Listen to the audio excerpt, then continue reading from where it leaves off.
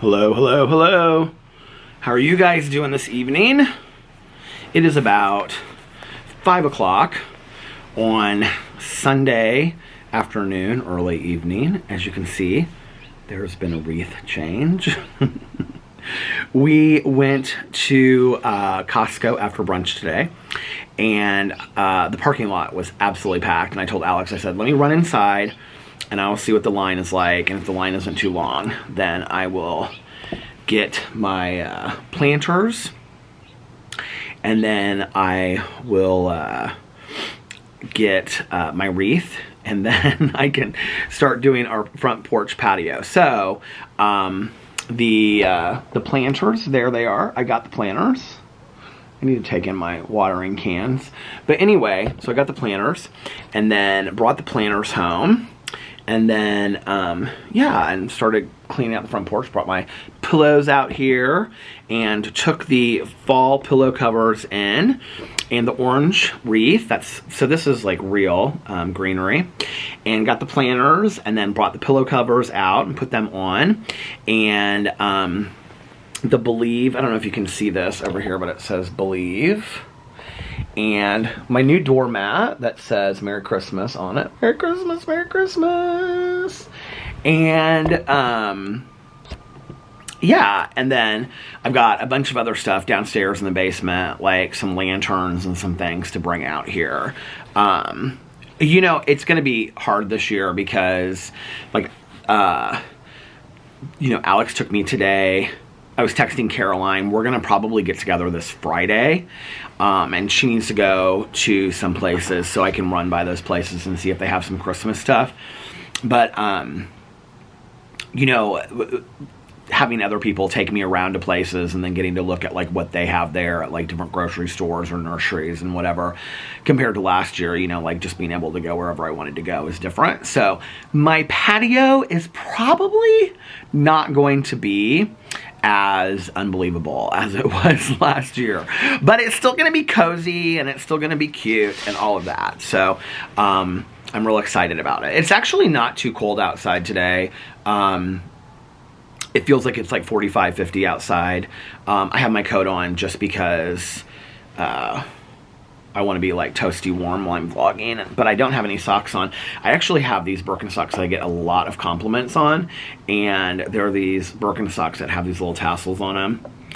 They're called Papilio. Papilio? I don't know how to pronounce it, but anyway, the moccasins. And I bought these, like, I saw somebody, so this was like the first year that my ex and I were together, which would have been, I think, like 2001, and so we were at a gas station in Seymour, Indiana, his hometown, and I saw somebody that had these on, standing outside, like talking to somebody else in a car, and I was like, I got online and I looked them up on Birkenstock, and I was like, oh my god, I have to have these, and they had like just come out, so these were like available, and so I bought these. I was like trying to figure out when I bought them. I have a beige pair and I have this brown pair. Did I throw away the beige pair? Because the beige pair was like really old. Well, obviously they're 22 years old, 21 years old. Isn't that crazy to think that these Birkenstocks have lasted me? Look at the soles. They've lasted me 21 years. I wear them a lot, so yeah. Love them though. Get lots of compliments on them. So anyway, it's not too cold outside today, and I am extremely tired though. Last night when I got done doing everything, my videos and vlogging and whatever, I made some dinner, cooked up some rotini noodles, and then I watched an episode and a half. I was on the 4th episode of season 4 of Manifest, and so I ended up watching the end of season episode 4 and part of season episode 5, and then I lay down for a little bit with Boo Radley. He was being so sweet last night. I lay down for a little bit, and then I woke up. I never sleep great when Alex isn't here. Are you guys like that when your partner is gone, like out of town, or just, you know, whatever, not home? So if you didn't watch my vlog from yesterday, Alex and like his girlfriend, it was her birthday, and so her husband, to like give her like, you know, because you know she is at home with the baby all week long and stuff like that, to give her like a little break, he gave her like a girls' day with Alex, and so they went and got pedicures, and they went shopping, and then they went to Ruth Chris last night and had like a really nice dinner, and then they just like went back to the hotel. They got this really nice hotel room at Ironworks, which is right up the street from us, and then it was funny because Alex was like texting her husband and me, and he was like, they put on that Wednesday show on Netflix, and apparently she was like asleep within 15 minutes. So, so they were out and like asleep by like 11 o'clock. But, so I woke up and I just was like wide awake, and I don't sleep well when he's not here, you know? I think I get so comfortable with him, you know, being here, and, but anyway, so, it's not even like a safety thing. I don't even really know what it is. Oh my God, that bird. That's the bird from yesterday. It was like flying in here, like it was going to come in here. Where is it like trying to go? Is it trying to fly into the wreath? Like, where is it trying to, there's nothing here for it to live in. I don't understand. Anyway, so, yeah, I don't know. It's not like a safety thing. I don't really know what it is. It's just, I think I'm just so used to him, like, being there next to me when I'm going to sleep or something, you know? But anyway, so I woke up, couldn't go back to sleep, so I went downstairs and watched a couple episodes of, well, I watched all the way up until I'm halfway through episode 9 of Manifest. I have like less than half of an episode, I think. Maybe I'm right at the halfway mark of episode 9, and then I have episode 10, and then I'm done. Because the last 3 or 4 episodes don't come out until June, which I'm really upset about. And, you know, I tweeted out yesterday something about Manifest, and that, like, I was so into it for the first 3 seasons, and that, like, season 4 is, like, really kind of sad and hopeless. Which, some things, like, turn around and get better throughout the season. I mean, it's a good season. Like, it's still as interesting as it was the seasons before. Like, I don't want to say too much about it. I am going to do, like, a full spoiler review on my review channel after I finish these 2 episodes, but waiting for the finale of it to come out. But there's like, just like, if you're watching it, you'll know what I'm talking about. There's like one character, I can't stand this character at all. And, you know, I was thinking about it yesterday because somebody else commented and said, like, there's one person I can't stand on this whole season, and I know who they're talking about because it's the same person if you watch this show, you can't stand this person, right? It's not just like, I mean, you're supposed to not like this person. Like, they're not a good person. But I was thinking about, like, the fact that, like, how well they played the part, that they're so unlikable, you know? But it's not just that they're unlikable. It's like, I think it's that they just keep on getting away and getting away and getting... It's like they've carried this, like, storyline out now through, like, a season and a half. And it's like, in all honesty, there's so many other interesting things they could have done with the series that I'm like, why are they drawing this... I mean, there has to be some reason why they're, like, carrying this out till the very end. So anyway... But I think it's going to come down to, like, I really do think it's going to come down to, like, the final episodes that we find out, like, what happens with this character. I think something in episode 10 is going to happen with them that's just going to piss me off, and then I'm going to have to wait till June to find out what happens. I don't know. So, that was the shows. I stayed up too late watching that. And then I tossed and turned and tossed and turned and tossed and turned in bed. I could not fall asleep last night. You guys, I, like, fell asleep for a while. Like, from, like, 5 to 6, I fell asleep. And then I, like, woke up, and then I was, like, tossing and... I did not get up. And then I, like, tossed and turned and tossed and turned again. And then the last time I looked at the clock, it was, like, 7:34. And I could, like... that, and I was like, I'm not looking at the clock again. And I just was, like, talking to Boo Radley. And then like I woke up and like Alex was like standing over me, and it was like 10:30 in the morning, and he was like, "Hey babe," and he gave me a kiss, and I was like, "Oh, you're home?" And he was like, "Yeah." And I was like, "What are you gonna do?" And he's like, "I'm going back to bed." And so he went back to bed for a few hours, and then we got up and we went to brunch today, and it was really nice. It was good to see him, and he told me all about his day yesterday, and he had a great time, and he had a lot of fun, and yeah, so we went to brunch, and he had his Cuban with his tomato artichoke soup to start, and he had a cup of coffee, and I had orange juice, a cup of coffee. I'm drinking it right now. It's chocolate raspberry. It's the coffee. It's okay, not my favorite. But it's good. The raspberry part of it is really good. They should just make a raspberry coffee. My favorite is blueberry crumble of life. I need to get some blueberry crumble coffee just to have at home. And then I had the California Dreamer, add Gouda, and I only ate half of my omelet. I wasn't like really that hungry. And then I got a bagel with cream cheese, and I ate half of that, and I got potatoes, and I ate probably a third of them. And I brought the half of the bagel and the potatoes home. The omelet was like really spicy today. It has like green peppers and jalapenos and stuff in there. It was really, really spicy today. And then right after that was when we went to Costco, and Alex waited outside so that he could like be in like the parking spot right when I came out, I could just put the things in the car. And then we came home, and he helped me put everything out here, and we threw away the pumpkins, and then I was sitting out here for a second enjoying my patio, and my neighbor came out across the street. She's like, "You got all your Christmas stuff up?" I was like, "Yeah."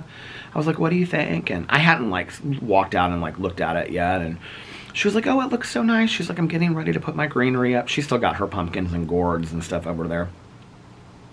She said, "I'm getting ready to put my greenery up." And I said, "Well, where did you get your greenery?" And she was like, "From my neighbor," or from my friend. And so she's getting ready to put that stuff up. And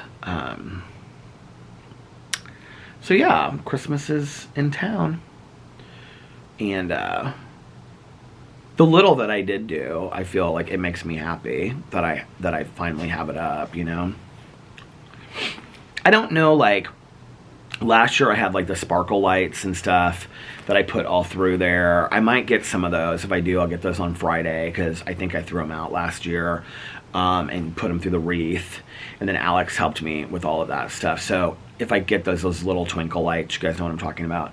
If I get those, I'll get those on Friday with Caroline. Because I don't really have another time that I'll be going to the store before then. Tomorrow, I have a couple phone calls that I have to make, and some follow-up appointments that I have to schedule. And then we have marriage counseling at, I don't know if we have it at 5 o'clock or I think we have it at 6 o'clock. Because I was supposed to have individual counseling tomorrow at, yeah, it must be at 6, because I was supposed to have individual counseling at 4. I was either supposed to have individual counseling at 3 or at 4 tomorrow. But then I'd have to like get off and like get right into the Uber, like to get over there in time for the marriage counseling. And so like I texted him and I was like, "Is there any way we could do a different day, because this is going to be like too difficult for me?" And he was like, "Oh yeah, I was thinking that too." And so he and I rescheduled individually for, I think, Wednesday. And so we have marriage counseling tomorrow evening. I think I'll have to check with Alex, but I think it's at 6.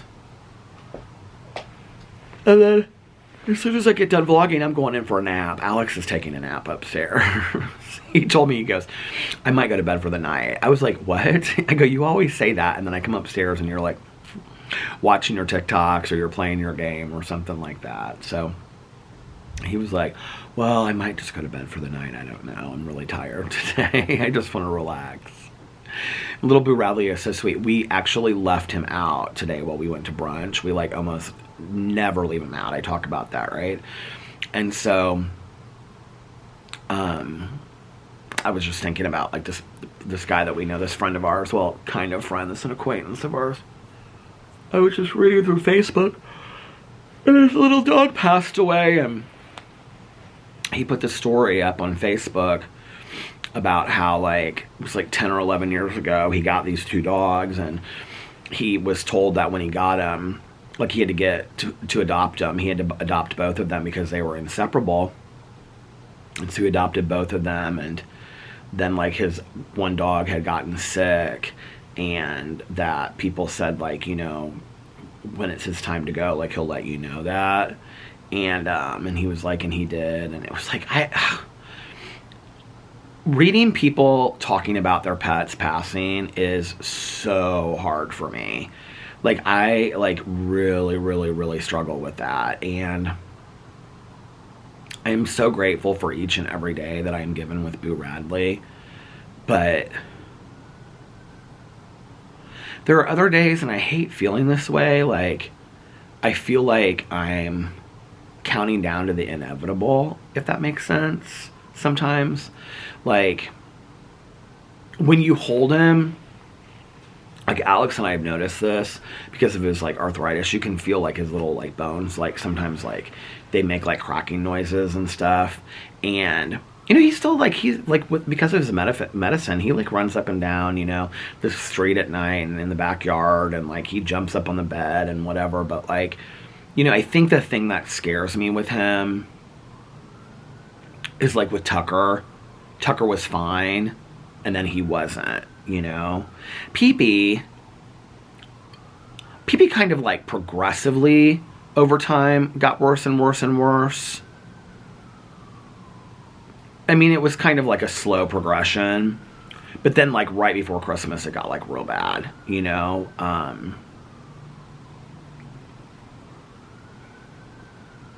I remember just like calling and going into the vet and, like, I mean, being so desperate to do anything, you know? And just kind of, like, the look in her eyes, kind of just like, you guys need to kind of just accept what's going on, you know? And I feel like sometimes, like, that's how it is with pets. It's like, they're fine until they're not. I don't know, it makes me so sad, you know?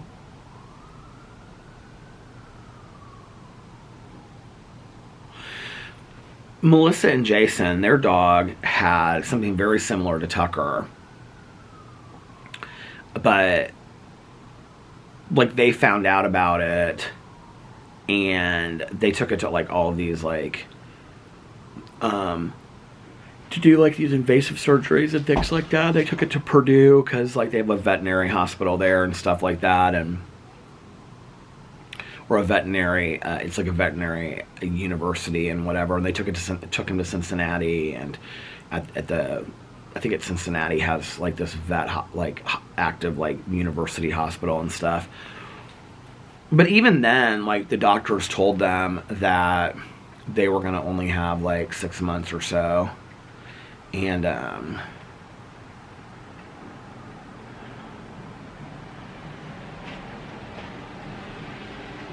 that was the woman that she just walked by, the one with the metal roof. She didn't even look over here at my Christmas things. I was kind of hoping she'd look over here at my Christmas decorations and she'd say she likes them or something. I mean, I do it so that people, you know, in the neighborhood enjoy it and stuff like that. But anyway, it'd be nice if we put some greenery up there. I never even really thought about that before, but I don't know about all that. But he ended up living 6 more months, like almost to the date, Melissa said, from his diagnosis. You know, with Tucker, I don't know, like, he had gotten his checkup about 6 months before and was doing okay. It was just the heart disease stuff that we were looking at.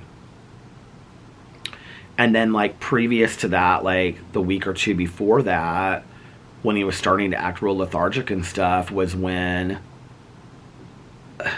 we were waiting for the radiologist to, like, look at the x-rays and stuff.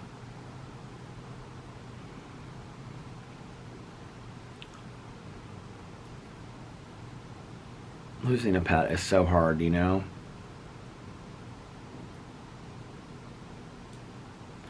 I think because, well, just for so many reasons. But anyway, let's not be sad today, right? So we let Boo Radley stay out, and we put him in the bed, and we like made him all cozy, and then I turned on the TV, the Game Show Network. It was Cash Cab, and I think that's what it's called. And he just stayed in the bed. He didn't come down and follow after us when we were leaving. So we left him out. And it was so funny when we came in, like we brought all these things out here to the front porch, and we're like getting rid of the pumpkins and being loud, you know, like he usually comes right down. I think he's having a hard time hearing a little bit, which kind of also makes me sad. Although Sarah thinks that her dog, who is exactly the same age as Boo, is completely deaf. She's like, I think she's completely deaf and blind, she thinks. I'm like, Sarah, that's not true. And she was like, yeah, she's like, I don't think she can hear or see anything at this point. I'm like, oh, don't say that. That woman that was just walking, she has a little Scotty dog, and she said to me one day, I said, how old is he? And she said 13, and she was like, we keep our fingers crossed, you know, you never know. I was thinking about this the other day, like, with my dog that I grew up with. So I got him when I was 5. I think I was 5 or 6. And I can remember my mom, like, he got so sick. I remember the vet told my mom, you've done more for this dog than any person would humanly do for a dog. And I actually, like, my mom had been, I was thinking about, like, my biggest regrets, like, some of my biggest regrets, like, with using. I don't know if I've told this story on here before, but this was at, like, a big part of, like, my drinking, like, a big part of my drinking. And my mom had been trying to get a hold of me to come over, and I just was like, God, stop nagging me, whatever. She would leave these messages, and she would just say, I really want you to come over, I need to talk to you, and whatever. And I just, like, I think it was, like, for two weeks, I ignored her calls. So finally one day I just, like, stopped by there, and, like, I walked inside the house, and I was, like, calling for my dog. And my mom just stopped and looked at me and started crying. And I said, where is he? Because he would always come running, you know? I had this wire-haired fox terrier when I was growing up. And she said, Peter, he passed away. She was like, you know, it was like really, really bad. And she would like walk down, and we had like these plants on the floor, these big plants on the floor. And at one point, like, he had like got tangled in this plant and couldn't get out of it. And my mom had taken him to the vet. And at that point, she was having to, like, pick him up and carry him outside just to go potty, because, like, he, like, couldn't walk outside on his own, and it was, like, really, really bad. And I was thinking about this the other day. Like, that's probably one of my biggest regrets, was that, first of all, it just isn't who I am as a person today, you know, that I wasn't present for that, and that I didn't help my mom with all of that, and that she tried to include me in that. And that's really the selfishness and the self-centeredness of the disease of addiction, that you really only care about yourself and what you're going through. You don't think about anything else. Like, I didn't even think on my radar that that could have happened. You know, if you had asked me at that time, like, do you think your dog is sick? I don't even know that I knew that my dog was sick. I knew that he wasn't doing well. I mean, it's been, you guys, at this point, it's been, you know, almost 30 years. Like, I don't really remember a lot of it, but I remember my mom talking about going to the vet a lot, but I don't remember, like, thinking, like, he was going to die. And, I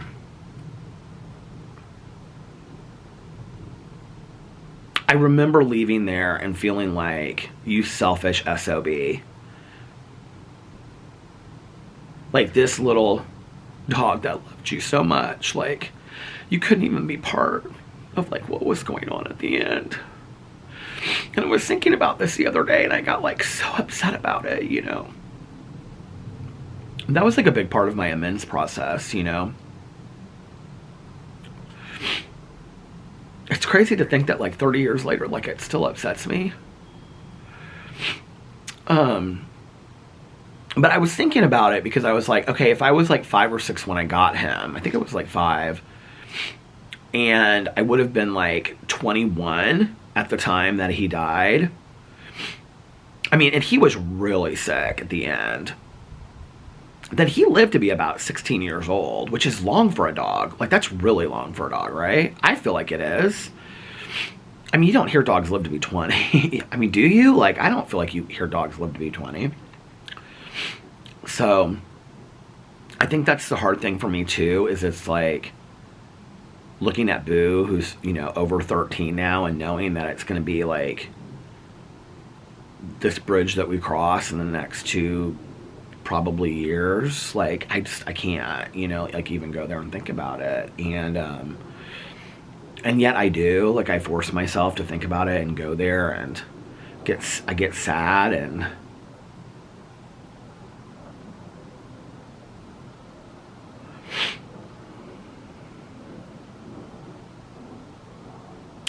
I think like even like having him is like such a reminder of Tucker and Pee Pee. And it's like, I feel like once he's gone, it's like all of the memories that we had of them, and like all of like that whole era of those 3 little guys together is gonna be like over. And like, even if you get a new dog, it's like you can't replace that, you know?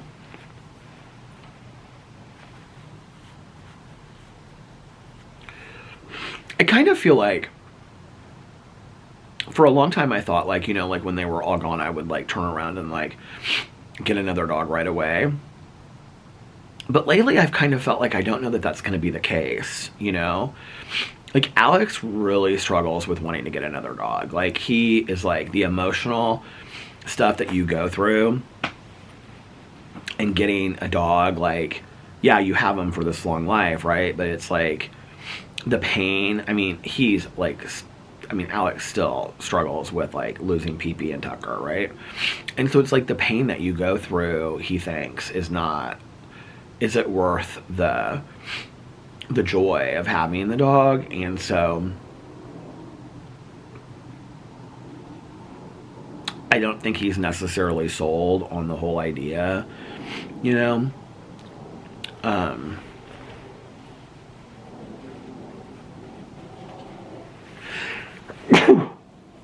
But I mean, if I want to get a dog, he'll say, well, you can get a dog. But I think like him getting excited and picking out a dog and things like that, I don't know.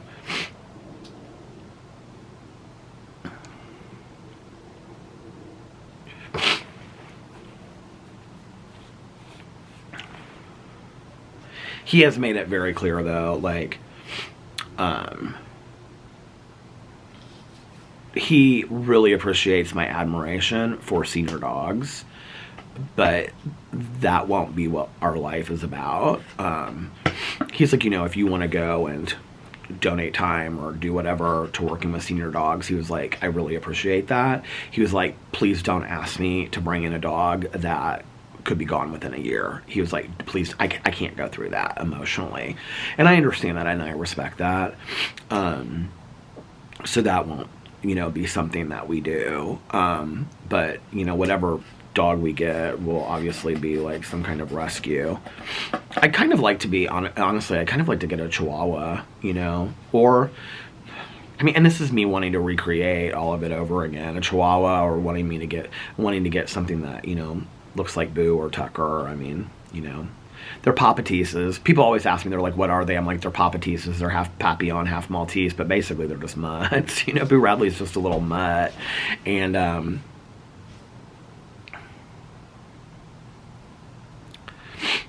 I don't know. Oh, why did I get so sad today talking about this? I don't need to get so sad. Be happy, joyous, and free, right?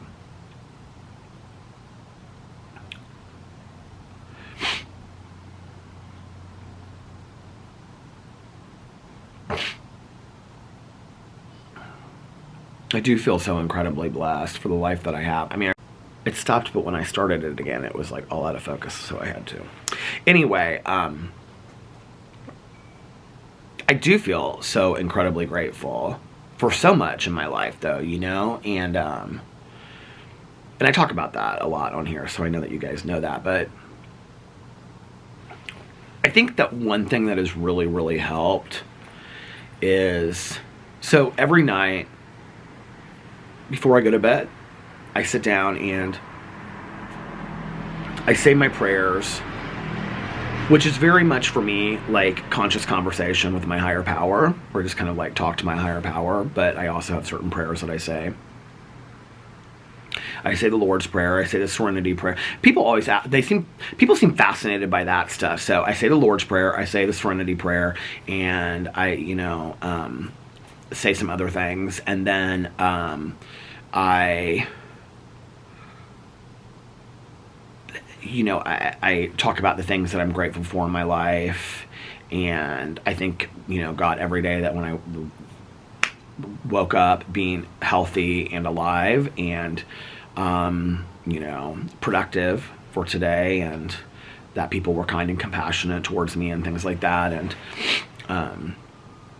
but one of the things that I do is like I really have like kind of like this open conversation with my higher power on gratitude, and and it always starts with being grateful for my life, my health, and my sobriety, and then it goes into, and I've talked about this, it goes into like my husband and Boo and my house and my career on YouTube and being able to have you guys that watch my videos and just what a blessing that is, and food and water and, on and on and on. Just so many things, right? But one of the things that it really does is that it really keeps me present daily in taking a look at kind of like the magic of life and all that comes along with it, and everything that I'm given, like all of the gifts, like Tanya and I always talk about like what a gift recovery is, and like we don't allow ourselves to forget that like recovery is a gift that a lot of people are not given. Like a lot of people are never introduced to any kind of recovery or the idea of recovery, or to even know that they could get sober or whatever. There's so many people out there that are never introduced to that, right? And so recovery is such a gift. I mean, there's people fighting for their lives, fighting for freedom, fighting for their rights, fighting for, all kinds of issues, their sobriety, like I say, and I think it's important. I think often it's easy to talk about the things we don't have, and to take issue with that or make issue out of that, right? But I think it's sometimes important to talk about the things that we do have, or the things that we are given, and to really bring, it's like the idea that Oprah talks about with simple abundance, like that the book that the author wrote that she had on her show, where it's like bringing attention to all of the wonderful things that you have in your life, and there may be, and this is the thing, okay, and this is where it helps me the most. Like, it helps me the most, I think, when I'm going through some stuff. Like, on my best day, when I'm like, my life is going really great and it's a 9 out of 10 and things are going really, really good for me, and I'm smiling and I'm laughing and everything seems like easy breezy, like maybe like gratitude on that day, it's like I could list off 100 things that I'm grateful for or whatever. It's not so easy on a day that like I've had some tragedy or I'm really struggling or whatever, I shared this, I think it was on a Peterisms video, was it, that back in the day, I had a friend of mine, and she went through this. Well, I have a few friends of mine.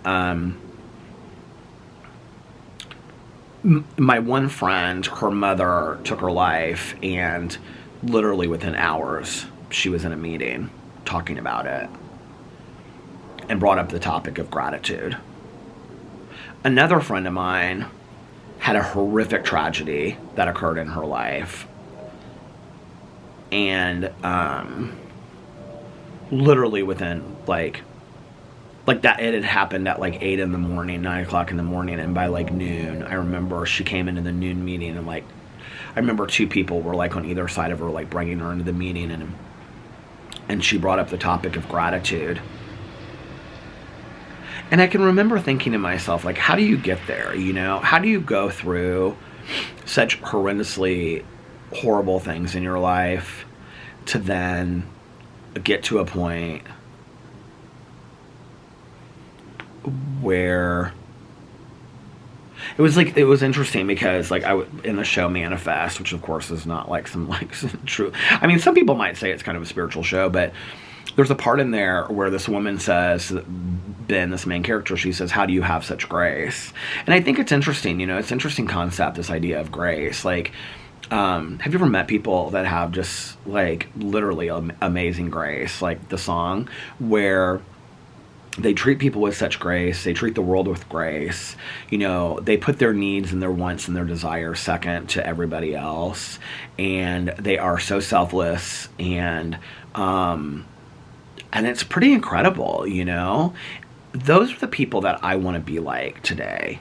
Those are the people that, you know, it's interesting when you're younger and people ask you, like, well, who are your role models? Like, who do you want to be like? You know, and back in the day, it was like, for me, it was like people that had a lot of money, or, you know, had a lot of, like,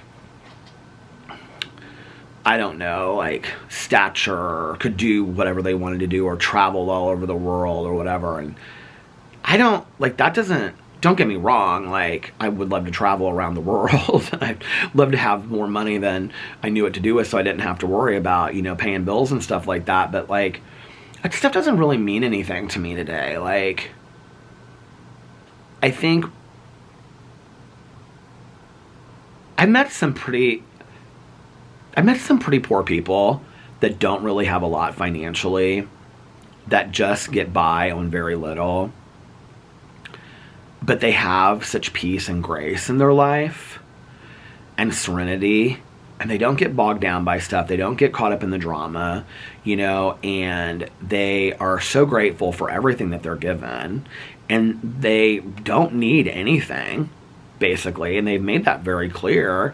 And yet, when you see them, they have such smiles on their face, and they're so happy, and there's such an energy about them, you know, and like Paula Abdul said, vibology, you know, it's like their vibe is just so, like, great, and just, like, you know, like, that's what I want, you know? That's what I want. I want that, like, energy that those people have, that they're just, like, I don't know. They're on another spiritual level. They're on a level way past me, you know, where they're getting stuff that I'm not getting. That's all I got to say, because they, but they also don't seem to question a lot, you know. Like, my old sponsor that passed away, he was, well, I've had 2 sponsors in the last year that have passed away, but the most recent one, he was a lot like that, you know. Like, he would just say stuff to me that made so much sense. Like, I can remember, like, talking to him about, like, people judging people about religion, things like that. We talked about that one time. Somebody had said something to me that hurt my feelings as far as being gay, and he said to me, when I first started going to meetings, he was like, or maybe it was like he had been sober a couple years or whatever, but, like, he always wore, like, a trucker hat, right? He looked like a trucker. He looked like an old trucker. And he said when I would stand in meetings at the end and hold, because we hold hands, you know, and say, like, the Lord's Prayer typically, or Serenity Prayer, and he said, this guy took my hat and threw it on the ground and said, it's disrespectful to wear a hat while you're saying the Lord's Prayer. And he said, I reached out and picked up my hat and put it on my head and said, my God doesn't care if I wear a hat or not. You know, and it's like, that simple wisdom to me, that has always resonated with me. And there was always just such a peace and a serenity about him. You know, I can remember, like, there was a period when I was going to meetings. This is when I had come back in, and, you know, I was around a lot of people that were, like, in early sobriety, and, but they were engaging in certain substances, but they were saying that they were sober, if that makes sense. Like, so maybe they were smoking weed, or maybe they were eating pills, but they were coming to meetings and they were saying that they were sober. However you do recovery, you do you, right? But in most 12-step programs, that's not considered. I mean, they're abstinence-based programs, right? And so, like, I can remember having this conversation with him, and I was like, I just don't understand it, and blah, blah, blah, blah, and all these people that are like, you know, they're, and he really changed my opinion about this, you know? And I said, of course he would. He had 40 years sober, you know? But, I can remember saying to him, like, all these people, you know, coming in here and they're saying that they're sober, and yet they're doing all these things. And he goes, you need to worry about you. He was like, instead of worrying about everybody else, he goes, maybe it works for them. He goes, maybe what they're doing is working for them. He was like, who are you to say that?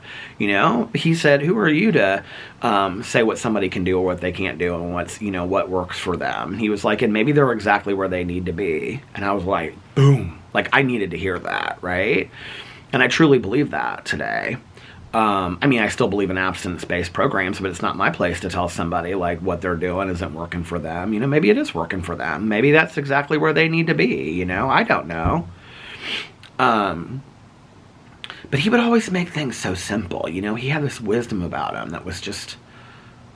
He just had such a simplicity to his wisdom. I miss that, you know? Tanya's like that too, though. You know, Tanya and my sponsor, you know, it's like I was talking to my sponsor the other day, and she said, I was asking her for some suggestions on something. It was like so menial, but she said, let him twirl. She always just says that. Like, that's her answer to, I think, 90% of my problems. She's like, let him twirl. You know, she was like, they're over here doing their thing. You don't have to engage in that. Don't engage in it, you know? And I was like, she's right. And I didn't. And I woke up the next day and I was completely fine. You know what I mean? My life hadn't changed a whole lot, and I just let him twirl. You know, it was like I didn't need to engage in anything that was going on. And you know, Tanya's like that too.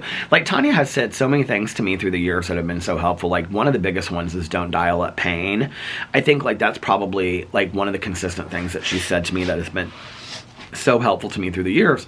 It's like, if I'm, like, having, like, an issue with somebody, or through the years, like, you know, whatever, and she'll say, well, so what happened? And I'll say, well, like, I was sitting here and I was thinking about it, and, like, I really wanted to have a conversation about it, so I called him. She's like, why did you dial up pain? And I'm like, what are you talking about? She's like, you knew you weren't going to get the answer that you wanted to get. Like, and you hadn't processed it with your sponsor. Like, what are you dialing up pain for? Like, you know, that's been, like, really, really helpful to me. I think it goes even further. It's not just, you know, on the phone, but it basically means, why are we entering situations where we're just going to get hurt when we know we're going to get hurt? We've gotten hurt historically, and we continue to put ourselves in the pathway of being hurt. And so why do we continue to do it over and over and over again, you know? And so I was like, is he in the kitchen, or is that my neighbor? Because I can hear my neighbor's kitchen right there. That's one of the things that Tanya has taught me through the years, dialing up pain. What's another one that she always says? Oh, I mean, being part of the solution and not part of the problem. Like, that's a huge one. Tanya will ask me that, you know, like, when we're talking about something, and she'll say, well, are you part of the solution or part of the problem? You know? And I'm like, that's a good question. You got to ask yourself that at times, you know? I was talking about this in my drama video today. It's like, if I talk about things that people need, that I think that people need to work on or take a look at, right? It's like I get accused of being this gatekeeper of like, you know, oh, like all these people need to improve on their lives, and like, oh, Peter is like the master of ceremonies when it comes to like I have it all figured out. Like, you know, it's so not about that at all, you know? And I don't think people, well, I think maybe some of you get it, and maybe some people that watch my Peterisms channel, but I don't think people really fully understand how much I challenge myself and work on myself regularly. Like, I really, really do, and push myself, and constantly asking for constructive criticism, and constantly asking my sponsor, you know, for help and whatever, because I want to continue to grow. And I am such a believer that the more we grow, you know, the more like we do mental and emotional conditioning, like we would do like athletic conditioning or whatever, the better trained we are at like certain situations or whatever. And so I'm a believer that the more we work on ourselves, the more we're going to enjoy our lives. And why would we not want to do that, you know? And so it's always interesting to me when I get these these comments where people are like, oh, Peter's such like a gatekeeper. Like he thinks, you know, he's looking down on these people. He thinks it has it all figured out. I'm just one of the people. Like, I don't look down on the people at all. Like, I just feel like I'm one of us, right? Like, I'm like, let's all of us get healthy. Let's all of us get better. Like, why would we not want that, you know? Like, why would we not want to be the best versions of ourselves that we could possibly be? I want that. I want that for all of you out there, you know? Do I think it comes across as preachy sometimes? Sure, I'm absolutely sure it does. I'm sure it comes across as preachy with my friends, and sometimes my friends come across as preachy to me, and that's okay because they're my friends, but maybe it's a little bit different when it comes to a video. I don't know. I just share what you know, the things that I've learned and the things that I know, and hope that my ears are popping my ears, and just hope that maybe, you know, pass it on. Like, that's, you know, for me, it's like passing it on, the things that I've learned, and maybe other people will learn, you know, from the things that I've gone through. I can remember when I got sober, and I was probably, you know, I don't know, 4 to 6 months sober or something. One of the biggest frustrations for me is I can remember, like, I didn't, like, there were only like 1 or 2 people, probably 2 people, well, really one, that my friend Jim, that I kept talking to after I got sober, that was a support person, even though he and I had like drank and used together a lot. But I remember like talking to him, and he would say, did you hear about so-and-so? And I'd be like, no, what happened? And he'd be like, so-and-so died of an overdose or whatever, right? Or this happened to so-and-so. I mean, it was like all of this like really tragic crap seemed to happen like right away, like within the first 6 months of me getting sober. And I was really kind of pissed, honestly, that like people weren't learning from what I had gone through. It was ego, it was arrogance, that my story should have some profound effect, you know, that people would learn from it. I mean, I look back on that and I think, wow, like, that's pretty arrogant to think that what you went through is going to have such a profound effect on them. At the same time, I think it was also me hoping that people that I loved and cared about wouldn't, on some level, I mean, I wasn't that close to all these people, but they wouldn't have to go through like the similar things that I went through. You know, I was talking about a friend of mine the other day that she got sober in another program like a couple years after I did, and she's still sober today. And like, that was one of the coolest moments for me when she reached out to me and told me that she had gotten sober. You know, like, I never in a million years would have thought that she got sober. And the fact that she got sober and we're both sober today, I mean, double-digit years later, I mean, like, that's pretty cool, you know? I think it's hard when you want people, you want the best for people, and they're not open to that. I don't know. Like, that was hard for me, you know? Like, I can remember, like, just hearing about it and being like, especially when it was, like, somebody that knew what I had gone through and knew how bad it had to get for me, and then I would hear that they had, like, they had died as a result of it, and I'm like, you know, that I just, like, went, I don't know, it was hard. It was really, really hard, you know? I was just telling Tanya this the other day. It's like my first sponsor was this guy that I got in treatment, but my second sponsor was a sponsor that I worked steps with originally. And I remember, there were all these people that I had gone through treatment with. And this is a recovery saying, so I don't want anybody to think this is kind of cold, because I've heard this from a lot of other people in recovery. I don't love this saying, but it is what it is. But several people had passed away, and went back out and whatever within my first 6 months of getting sober. It was basically me and these two other guys that are still sober today.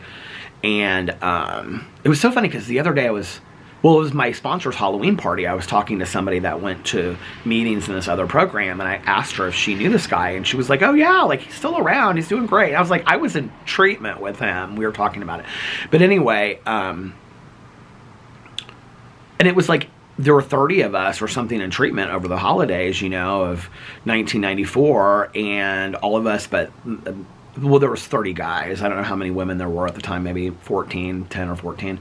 But, out of 30 guys, 3 are sober, 6 months later. And I remember saying something to my sponsor about it. I just talked about this to Tanya last Tuesday when we were driving to the meeting.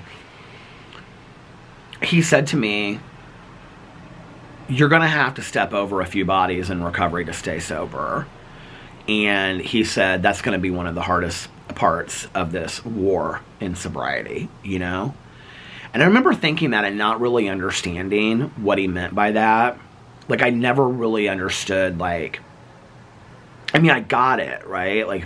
But I didn't really get it, And then several years later, his ex-wife, who was his wife at the time, but they had gotten divorced, and she was actually my friend first, which is how I got him as a sponsor. She called me and told me that he had passed away from a heroin overdose. And I think he was the very first person for me, that I knew really on that level, that had gone back out and died. And I remember when she called me, and I thought, immediately, I thought about what he had told me about, having to step over bodies, And I thought, God, you had everything you knew. You had everything you needed to stay sober. You knew everything you needed to stay sober because you taught it all to me. Everything that I knew to stay sober, I learned from him. So there are times that I get very angry at this disease, but it's hard because at the same time, I'm very grateful for this disease because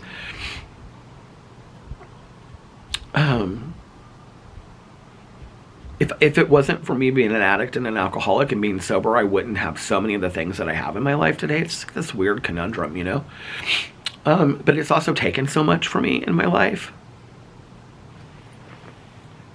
I don't know, it's hard,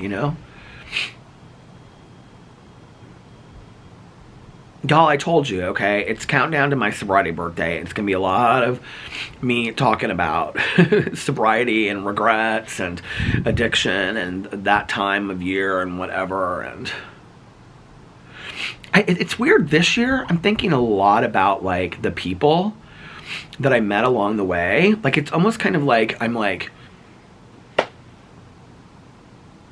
going on this, history journey of, I'm looking back at the path that I took and all the people that I met along the way. And maybe it's because I lost 2 sponsors this last year, there were 2 people that passed away. I mean, there's been a lot more than that.